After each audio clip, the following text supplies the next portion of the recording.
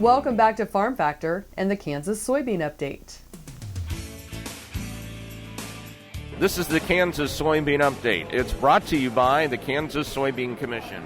The Soybean Checkoff, progress powered by Kansas farmers. Bob Haselwood, a Berryton, Kansas soybean farmer and serves as chair of the United Soybean Board, joins us. Bob, for USB, it's an exciting time, but also a time where you're looking at the future and a new long-range strategic plan. And there are several changes that are going to be coming up, but let's focus on some of the main changes that USB has in their new long-range strategic plan. Well, you know, when we started our new long-range strategic plan, we started with a clean sheet of paper.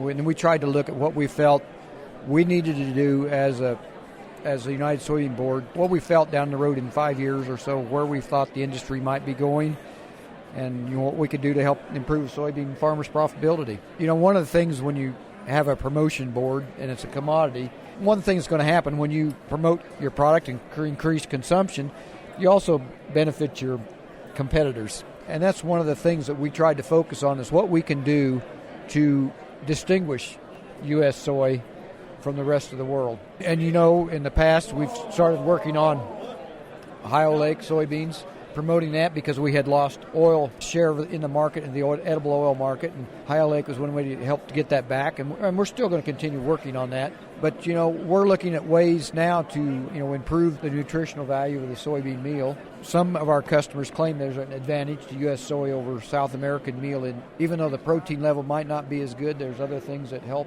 to make it a better product for them.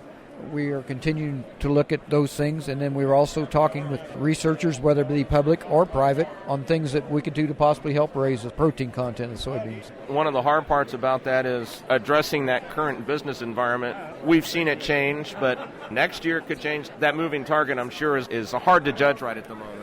Yeah, when you look at the business climate, you don't know what mergers and acquisitions are going to do, but we try to create partnerships with the private industry to help promote that. That's another part of our plan. You know, we've looked at U.S. infrastructure sometimes, or transportation infrastructure. It's got some questions, and we're going to try working with some group to see if there's things that we can do in the public and private, through public-private partnerships, to work on the locks and dams issues. The things that we're going to be looking at that, and we're starting to talk about a pilot program on that now. Bob, as always, appreciate your time. Thanks. Thanks, Greg. That's Bob Haselwood, who serves as the chair of the United Soybean Board, a Berryton, Kansas soybean producer, here on the Kansas Soybean Update. It's brought to you by the Kansas Soybean Commission.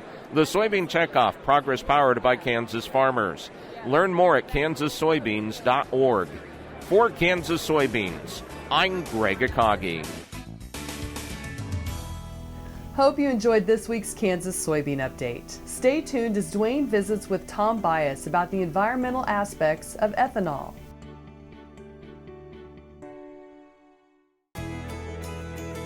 Biodiesel made from sustainable resources is diversifying our fuel supply.